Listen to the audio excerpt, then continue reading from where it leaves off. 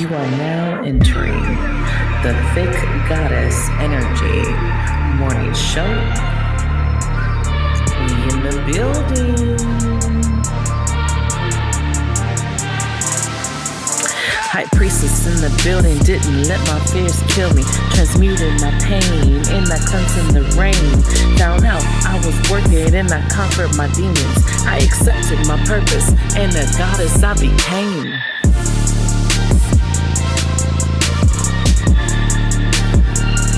And we are live. Good morning, you guys. Welcome to the Thick Goddess Energy Morning Show. I am your host, Divine Moon Goddess, and today I have a special guest with me, Heather French. We're going to get into it. Of course, her path, her journey, what she does.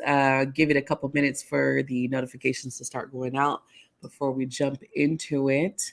Today is Thursday. I am so lost for my days. I keep having to look at what the hell day I'm on because this month has just passed me by. I don't know about you, but January is just like flown by for me.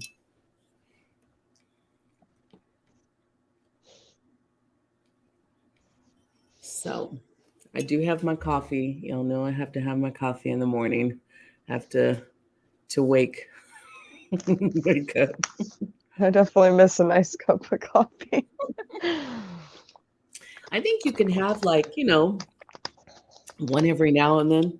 Yeah, I definitely can. Then I have to listen to my boyfriend like, "Oh my God, you're feeding the baby drugs." He's like he's definitely like very health conscious. So he's like, if I was pregnant, I would never eat ice cream, no potato chips. I'm like, get out of here. No, you do the exact opposite because you'd be fucking craving it. Like, I know. it's like, yeah, you say that because you don't have to be the one carrying the baby who's. I know. I'm like, you all the carry this nutrients. baby and let me know. It's like it's sucking all the nutrients and all the good stuff. That's why I'm craving this shit in the first place. Oh, good morning, you guys. Good morning, Sasha. Good morning, lovely Arkisha, Evelyn. Good morning. I'm not doing any questions right now. If you are looking for any questions at the end of the show, I'll definitely do any questions. But I'm not going to do any questions right now. We're getting the morning show started. So we're going to jump into it. Heather, let's talk about what you do first. If you guys, just in the description, if you want to contact Heather, reach out to her, find her. Her information is in the description. Okay. So also, you're offering a big ass discount right now Yeah. for services. It's like 80%, I think you have on there. Yeah, I'm doing a really reduced rate. So, what I currently do is known as rapid relief technique. If you've heard of EFT or tapping, it's similar in that we use some of the same points. So, in our meridians in our body, we have all of these energies stored within our body. When we go through trauma, when we go through just different crazy things in our life, if we're unable to like get that out of our body, it just kind of sits in there. It leads to a lot of ailments, leads to depression, anxiety, fear, phobias, all sorts of things.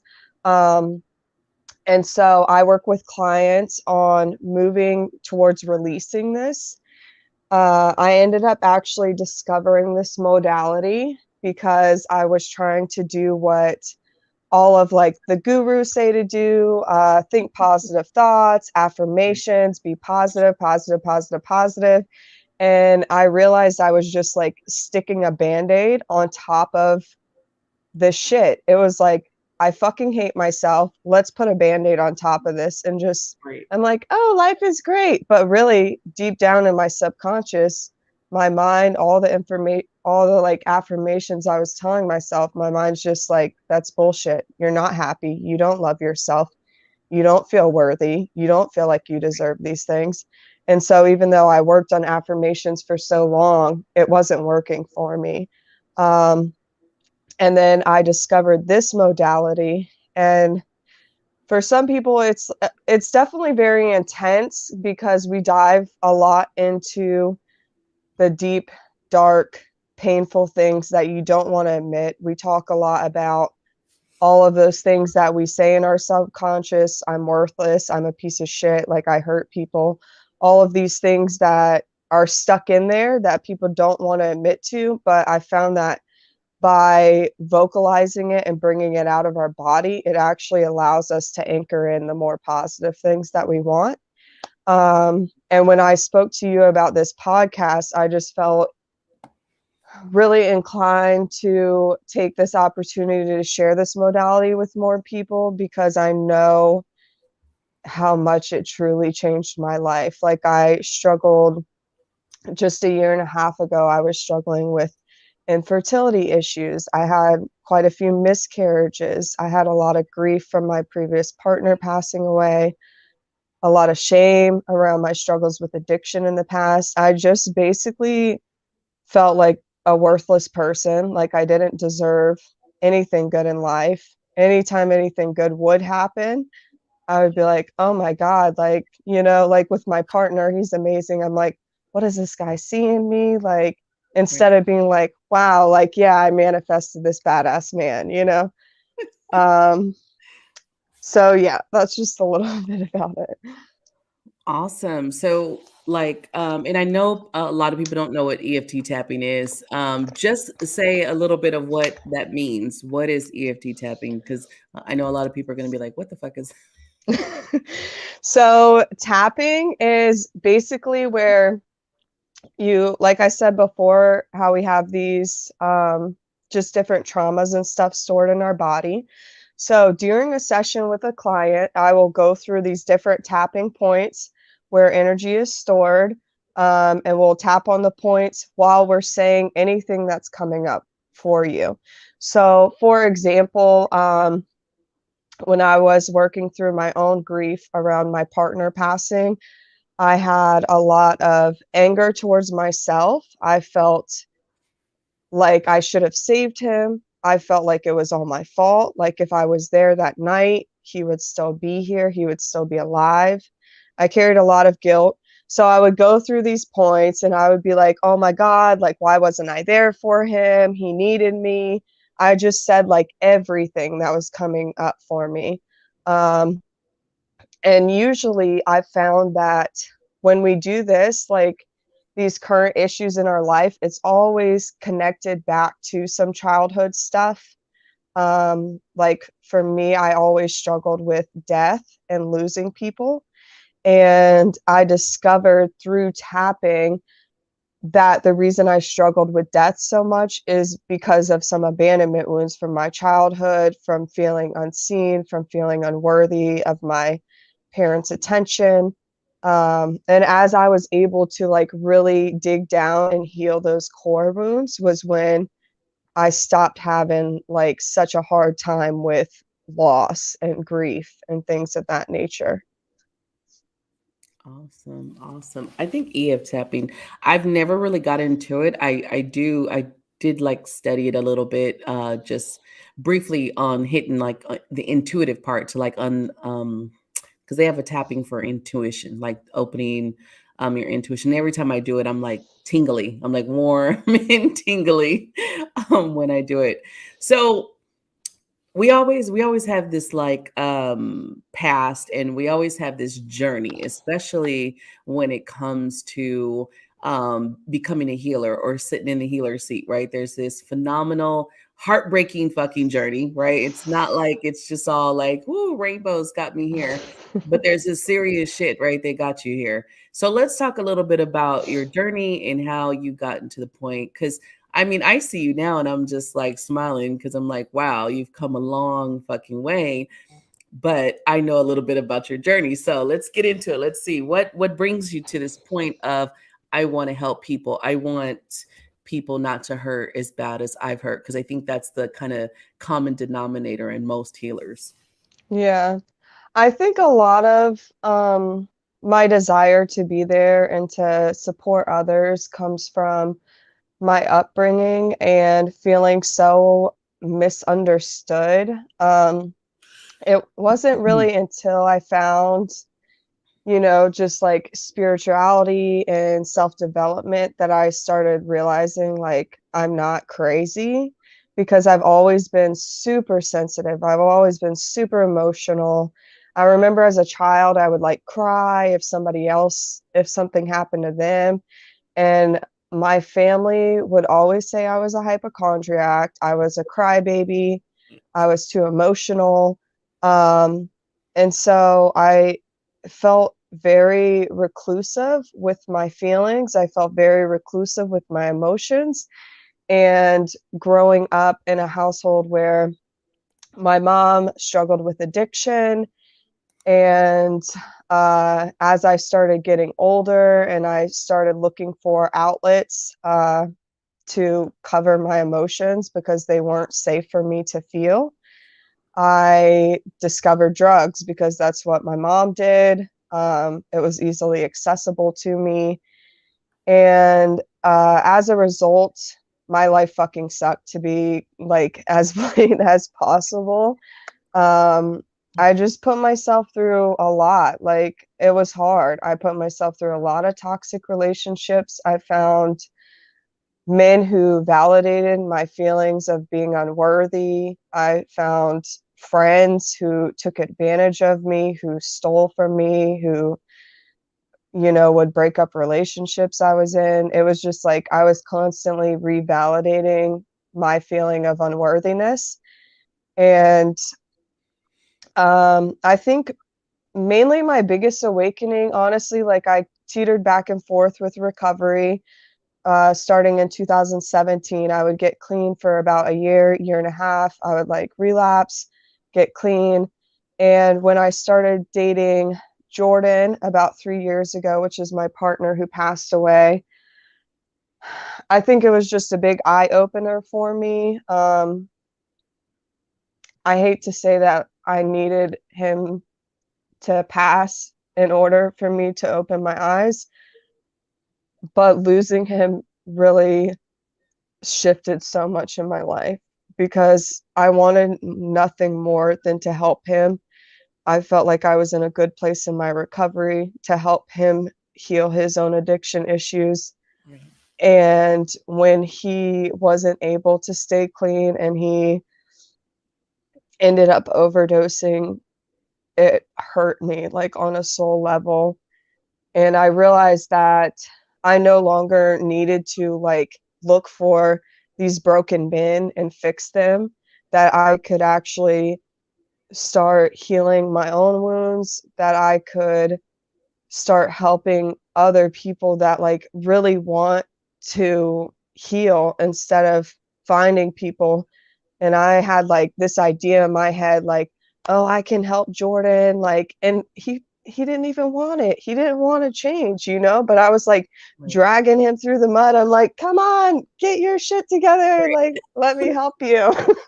Because there's a big difference where you realize that as a healer, you don't actually heal in that way, right? Where you just are like the facilitator in the healing experience, but the person is the one stepping up, like, I gotta heal, I gotta do this. But it takes these huge moments to kind of understand, like, wait a minute, I can't actually make this person heal even though you love them and want them to. So it's good that you had that kind of like aha moment. It's a sad one because of the extreme nature of him passing, but it's also like that huge moment of like, yeah, I can fucking save these people. For me too, that was like a big like hurt me to understand that I could not save people in the way that I thought I could. It just Yeah. hurt my heart. Like, I don't know, it just kind of changed me. Like, oh my God, like I just have to let go. And that, I think that surrender part is a huge kind of, you know, I think there's so much beauty in this surrender too, because when you're attached to another person's healing, it's almost like our ego is attached to this idea of what the healing is supposed to look like instead of letting them walk their own path. And honestly, now that I've been working with clients and helping be more of like a facilitator, more of a guide to them, and Right. I'll just like help ask the questions or like follow my intuition to guide them towards their own healing. It feels so much more empowering to see them grow because it's not like, hey, I handed you a cookie. This is the cookie I made. Here it is for you. It's like they made their own cookie. You know what I mean? And just seeing the light in somebody else when they are able to walk through their own healing path is like Right. it just is amazing to witness, you know. Oh, Veronica, we're gonna just send you some love, boo. Um, I don't know if you can see the comments. Can you see the comments? No, I can't see the comments. We have a comment on a viewer. She found her son dead in 2018, in February 2018. So that anniversary is kind of coming up for you. Definitely going to send you some support through energy. It's not easy. I have my own anniversary of my daughter's death actually in 2 days. She passed when she was a baby, but death is not fun. Death is not easy, especially when we're not taught to understand death. When and I think our society does a horrible job at getting us prepared in to even understand death. We have this, at least for me, I had a concept of just like death didn't exist. Like I really didn't, I saw people, that died in the neighborhood. You heard about people getting shot or killed or something, but it did not really touched me in that way until it was like, at 15 dealing with the loss of my daughter. And that was different. That was a different kind of feeling. So I think I do hope and wish that people start to raise their children with the idea of death because as soon as we're born, we're going to die. We there's no way around that. We just don't know how and where. And when you bring in Odine, I think, yeah, she said her son OD, when you bring in the Odine, and the tragedy behind some of it, it's a horrible thing. I can't imagine, finding my child, OD. That's gotta be a horrible fucking experience, and I hope that you have found some way to grieve, to process, to just be in those, to be in that moment, to, honor your pain for your son. I think those are some of the biggest things to do with grief and loss. Mm. Yeah. But I digressed. I got, but yeah. So you get into this path, you start to kind of just change. What was like, besides like that death, did you have some aha moments for you that just shifted who you wanted to be? Like who you decided to be in your healing career? Um, I mean, I think once I started doing the work, like I actually took a life coaching certification, which I was doing around the time that I met you, and it dabbles a bit into like tons of different healing modalities. And that's when I kind of found tapping. Um, and it was just like the first really healing modality that very like resonated a lot with me because it was taking um into consideration and acknowledging the crappy stuff that I was feeling inside of me because it felt like a lot of the other things that I tried were more like fluffy and it's like, oh, things are going to be okay, everything's great. So I think really just diving into like the dark stuff that I really felt to be true in my soul. Right. Um, I know as far as like being a healer, though, I have literally always felt like I was meant to be a healer. Like, even as a very young child, I have a memory my mom shared when I was really young, and there was this older guy sitting outside of a hospital crying. And I'm just like, why is he crying? And something in me just wanted to make him feel better. And I went and picked flowers for him. And I was like this little girl, like a couple years old, and went and gave him these flowers. I'm like, I don't know what's going on, but I hope these make you feel better. And my family, we went into the hospital, we came back out, and he was still sitting there, and he told my mom that his wife had passed that day. Oh, And that I gave him hope, like he didn't know how he would keep going on. And it's weird because I don't want to, like, I don't feel like I'm any more special than any other human being on this earth, but there is some type of like God like essence that was just birthed into my spirit. That like when I tap into it, when I'm not convoluted by like addiction and all this toxic shit in the world, I feel like we all have that godlike essence in us. We all have that ability to heal other people. It's just tapping into it and not letting it be diluted by like all of the crap, that we're right, consuming around us 24/7. right, right. Yeah, I do believe that we are all definitely these powerful super beings, and we just don't know because we're raised to believe we're nothing. Like literally, we're raised and conditioned, pre-programmed to think that we're nothing. And so once you, I think, and I'm pretty sure you kind of went through this too, just because a lot of people will look at you a certain way too. It's like who are you? You're not that special.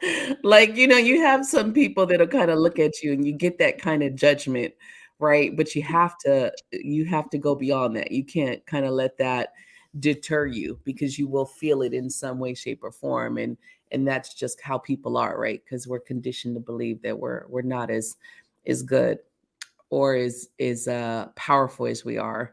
And I do believe that we have that power to just tap in. It's just about tapping in.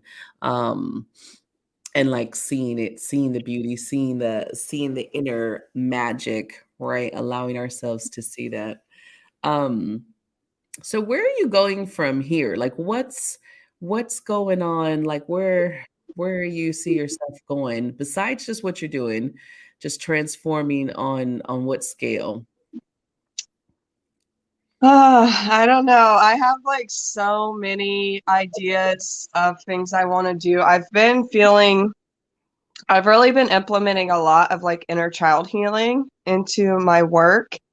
And recently I've always like toyed with this idea of working with children just because I had so much trauma during my childhood and I didn't have good coping skills. I didn't have Right. support or anything along those lines. Um, so like in the long run, my dream for what I would like to create in this world is I envision having like a nonprofit where I can take underprivileged youth from big cities and communities and take them out into the wilderness and teach them about self-sustainability, teach them different types of healthy coping outlets and stuff like that, because I feel like even just music, art, like so many Right. kids don't get the ability to just let things loose and like clear their mind. And as children, we're so conditioned to like, mom's right, dad's right, listen to what everybody older than you says. And Right. so we end up with adults who are very broken, who are like, oh, emotions aren't safe. It's not okay to cry. It's not okay to do this. It's not okay to do this. We have all this coding once we become adults. And it can, in my true like core belief, it can be healed before we get to that point. Right. Um, so eventually, I would really like to be a part of bringing that into fruition. Currently, right now, I'm studying a level 2 certification, which is like a grade above what I'm currently doing. And there's this amazing company through Sarah Longoria, who I'm studying under. She just opened up Hey You Human, and she's basically trying to just share this with the world. So I do envision myself working with her. I feel very called to everything she's doing. It's so weird. All the comments are just coming in. Yeah, I'm clicking on them. I say I still have to get snazzy with this. I forget that I can click and put them on the screen. I was like, what? Where were these comments from? But yeah, that's basically what I'm working towards currently. I think that's Obviously, I know I'm gonna be a mom in a couple months, so I'm not you sure how taking that's some gonna mommy affect time off. things. Yeah. That I mean, how is that being? Because when you're pregnant and spiritual and so in tuned, I would think that that's just a whole different experience, being pregnant and being just because you're. I don't know if you connect with the baby more or it's just these crazy moments where you feel spirit, not just this fetus inside you. Kind of go into that a little bit because I would imagine being so connected, it heightens that experience some. Yeah, it's really weird because I knew before everybody in my life was like, it's gonna be a boy. And I just felt in my soul, I was like, this is a little girl. I felt it.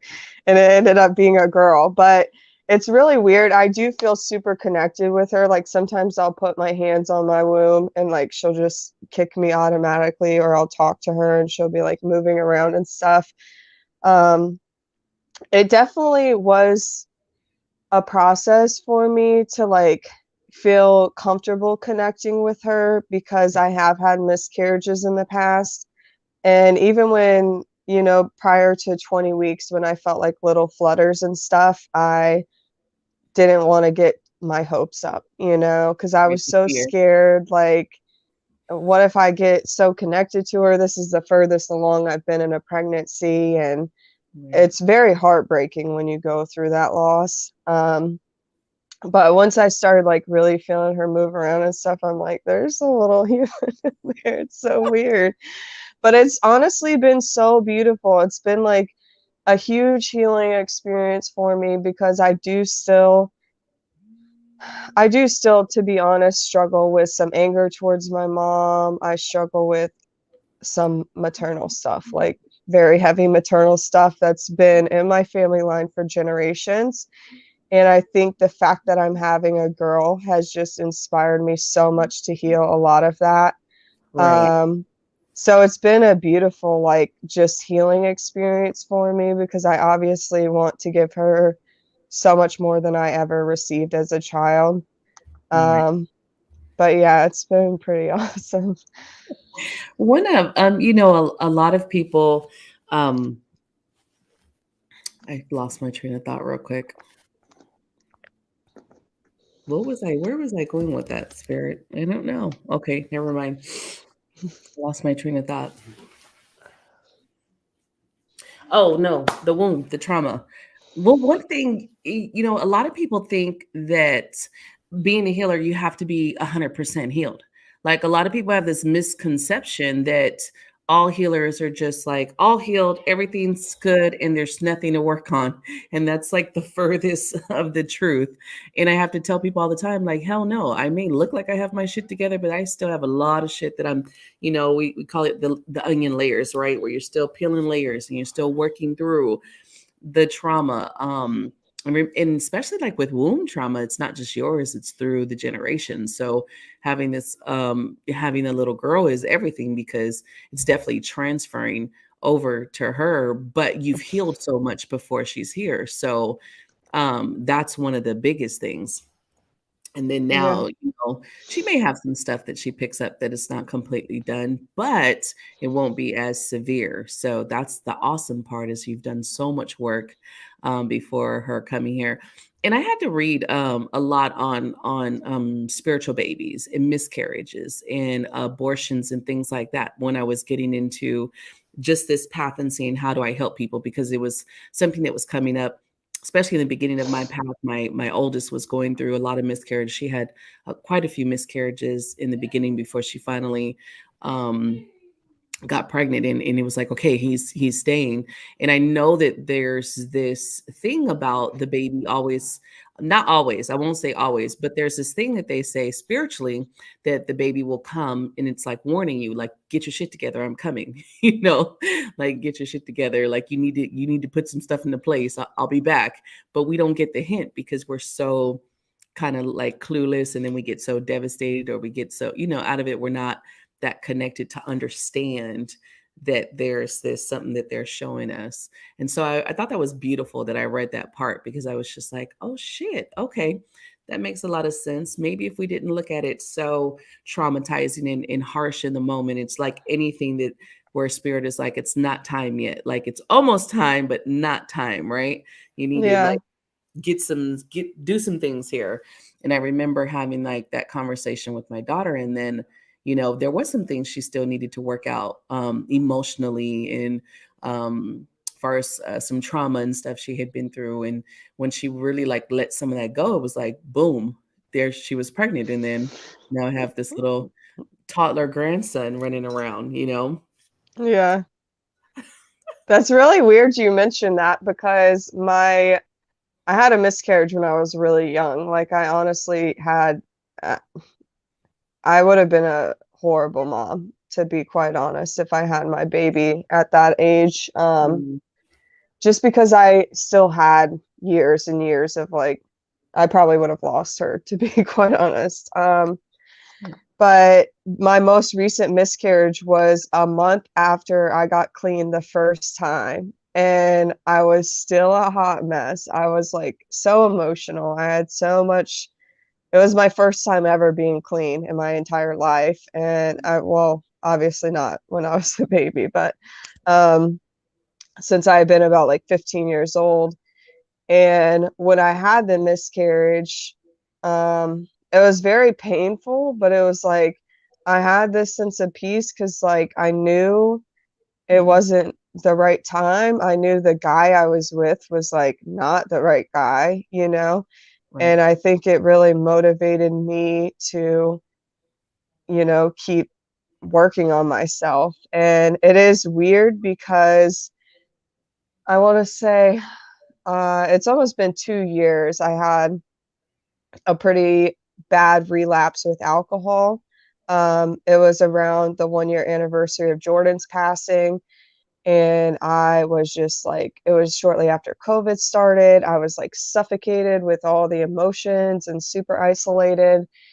And almost a little over a year after I got sober that time and like stayed clean, and I really started getting into self development, I was like, I'm tired of going back and forth on this teeter totter of being clean, getting my life together, falling back down.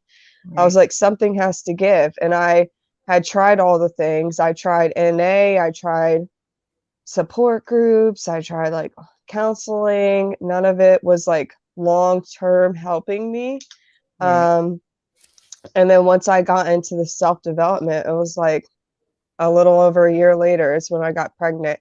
And it's weird because once I started healing myself, I didn't have this tie to like, I need to be a mom. Like, that's always how I felt growing Mhm, up. I was like, I need to be a mom. I need something to love me, which is right, my mom was that way. She like had us because she wanted another human to love her. And I always didn't resonate with that. It bugged me so much. But I realized looking back, I was doing the same thing during right, those times I got pregnant. I was like, oh my God, I'm gonna have this little human that will love me no matter what, even though I'm fucking crazy. right, But right, right, I do love that you mentioned, healers not having it all together because I've noticed recently, like I have my own group and stuff, and I've had people reach out to me like, oh my God, like, I love what you're doing, and I'm like, I'm not any more special than anybody. Anybody listening to this right now, like, we're not any more special than you guys. We have our own shit.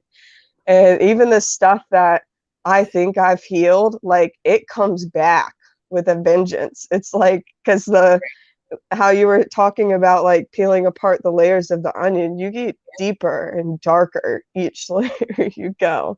And right. so the healing is like, it's never ending.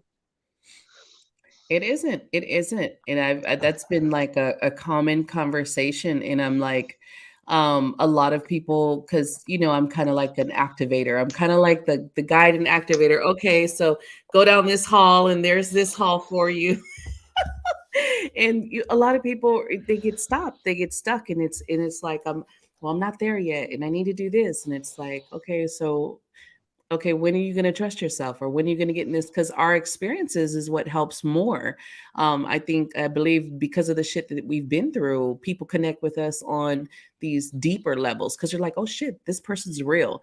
They're not just selling me the rainbows and fucking butterflies of the aftermath. It's like, no, we're still in the shit. I'm still going through it. I still wake up and I have my moments. I still fight depression. I'm not perfect. It's just not going to ever be perfect of what, the fantasy of perfect is, right? So Mhm. I think that that's one of those aha moments of just like, no, we came here to do something. Let's do it, right? Like it's okay to be flawed. I think that's a part of it, to be flawed, and that's the humanness of us, that it's real. You are a real person. I personally can't stand the people that are, I'm a healer and everything's perfect, and and it's just like, yeah, that's not real. What Yeah. real? What did you Yeah. go through? Like, what was your life? Tell me you went through some shit, and then I'll believe you.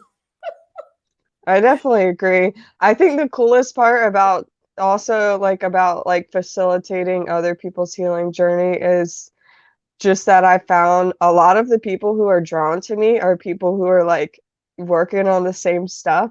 And when I'm working with a client and I'll just be like, there's sometimes there's sometimes where I'm just like crying with them and I'm like, damn, I still got some shit in there, you know? Right, right, But I think that's such a cool thing about, helping facilitate others' healing journey because they're not healing on their own. Like I'm healing with them. And it's like mhm. a co-creation between the two of us where we just heal alongside of one another, I think that's one of the best parts about it. It's like, I said that, I think we were talking about that on another show, where it's like, you guys don't know how many messages I get through you, and I just like, yeah, I get it, spirit.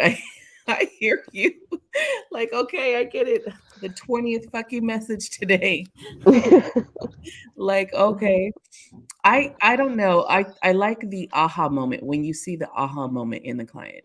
I think that's one of the biggest, um like the biggest parts that I love is that light bulb going off for them, because it doesn't really matter how much you say. You could sit here and you could say a billion things and give them a list of shit to do, but it's the aha moment in the eyes that just hit differently. Like they got it. Like spirit's message came through and it hit on Yeah, level. I It's like, definitely agree. It's crazy because a lot of times it's like we are so close to our own problems. Like I have to get my own sessions like I'm a client a lot of the time because I'm like I'm way too close to this. I can't see what's at the core of this. And then I have to get somebody else to help me see it because I've been in my own life like forever, you know? right, So it's like there's so many things that I can't see that other people can see. And that's the beauty of like facilitating things with other people is that you're basically just helping them to like see things in themselves. You're like the right, outside perspective that they need to be able to see different things to work on. right. And it's just like, damn, I know this. You're telling me what I already know. I hate to break it to you. I'm gonna tell you the same shit you already know.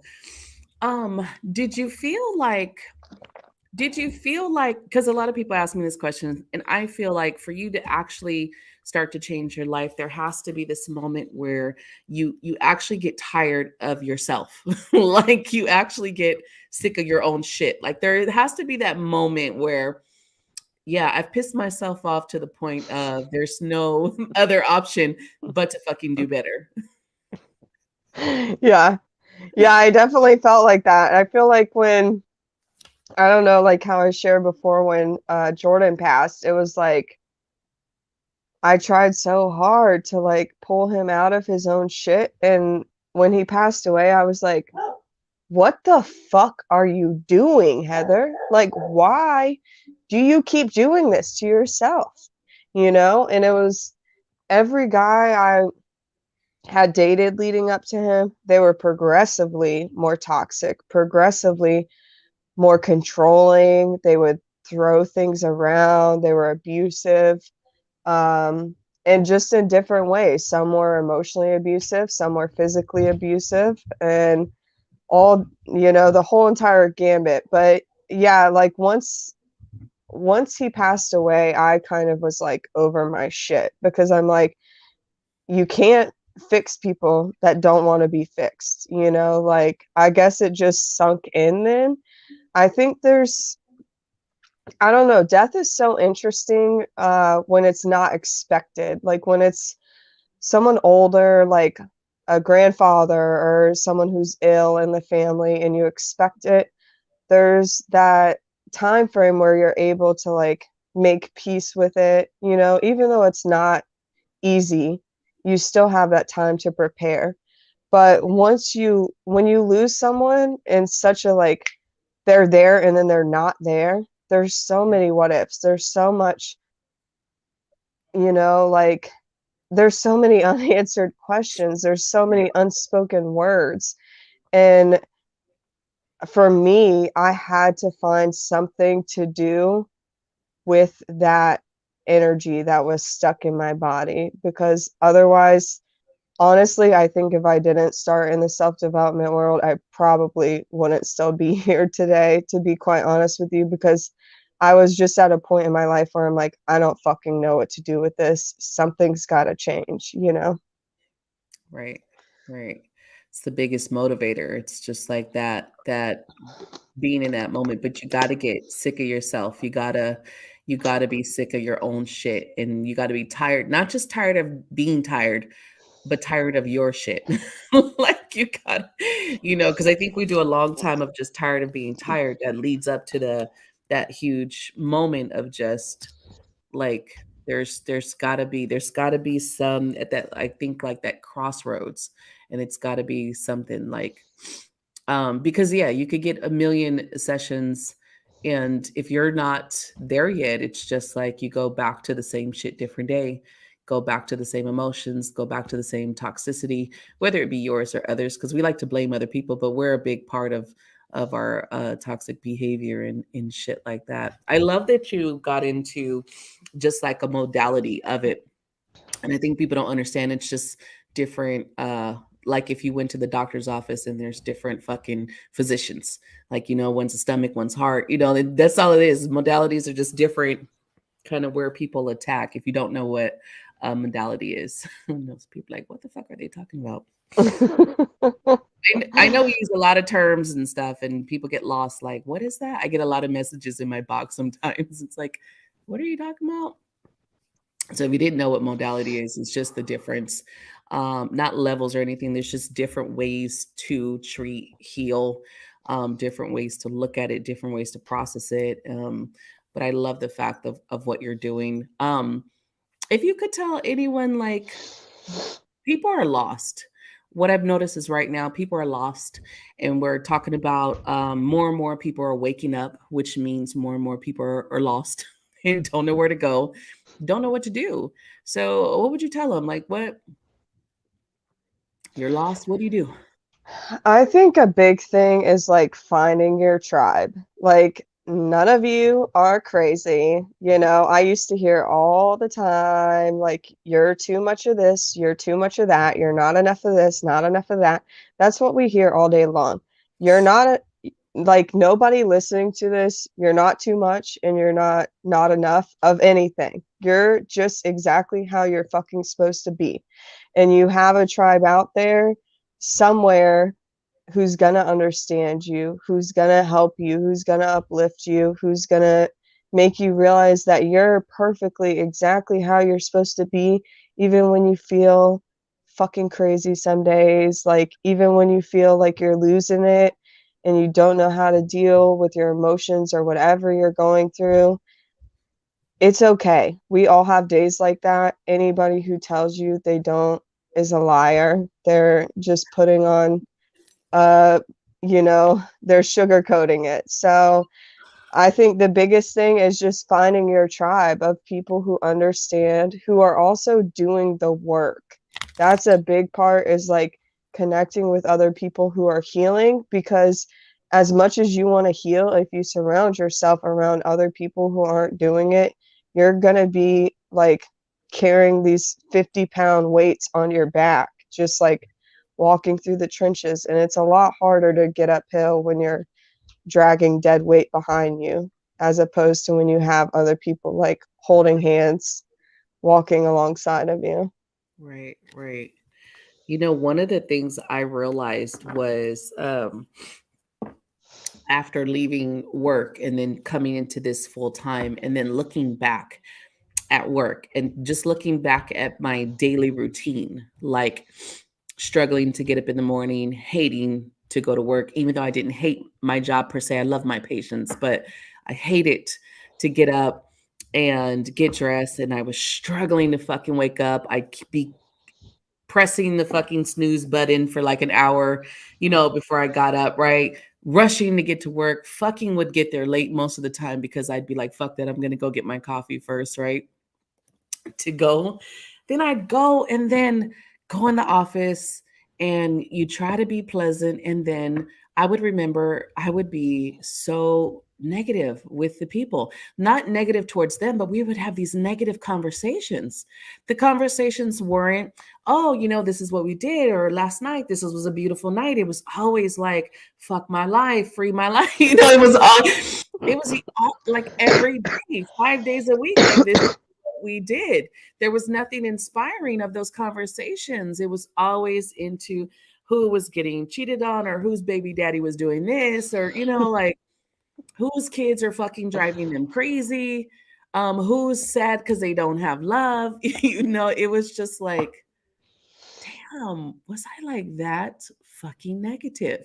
And you don't realize it because you get into this daily routine of shit and you associate yourself with unhealed people and you don't even realize it.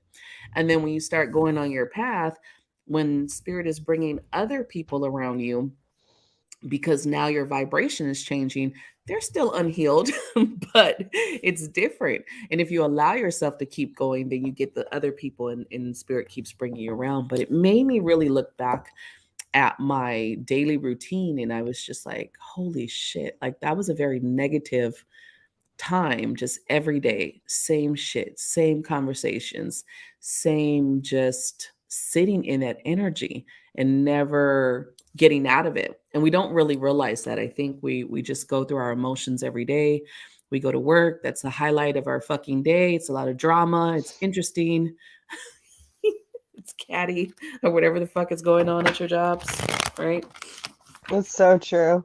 Yeah, I feel like my current partner, like, oh my God, he was seriously a godsend because he, first of all, like when I met him, I just hated all of these things about myself, like my struggles with addiction, everything in my life. I just felt horrible.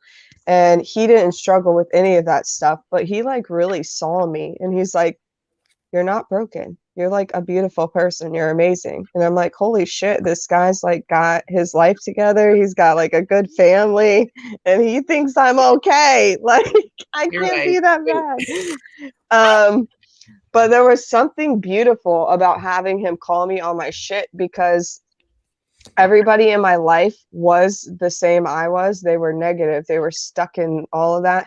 So I couldn't even see it. And he was like, why do you say all this depressing shit? He's like, right, and he would right, just call me out. He's like, you always say how broken you are. You always say how unworthy you are and like all this other stuff. And when he said that, I was like, damn, I do say that a lot. Like I say that that's all I say, you right. know? Um, but it's just so much beauty in that realization because I was like, okay, now I can do something about it. Right. And it's crazy because in the beginning you don't really understand that words are powerful, right? You're just like, because you've been saying this negative shit for so fucking long that it just is like normal. It's normal, and then you start realizing like, oh shit, like the way I say things is very fucking negative. It's very pessimistic. It's like, damn. And you have to get to that point to start to believe in you in that way, or nothing really shifts. You have to do that. That's part of it, to you see the beauty that other people see. And even for myself, I remember going through that where people would look at me and say things and I couldn't even take a compliment. That's how fucked up my worthiness was. I couldn't even take a simple compliment. And it'd be like, oh, no, no, no, yeah, right, whatever. Like, it's not real. And it's like, Yeah. no, you're fucking awesome. Own it. Like, it's okay. It's okay to own it. It's okay to be awesome. It's okay to step into that power and love yourself too. But it takes a long time to see your own beauty. But I love the shift. The shift of that is you can't go back, because once you start to really feel it, like really feel that love, self-love, really feel that positivity, oh, it's a game changer.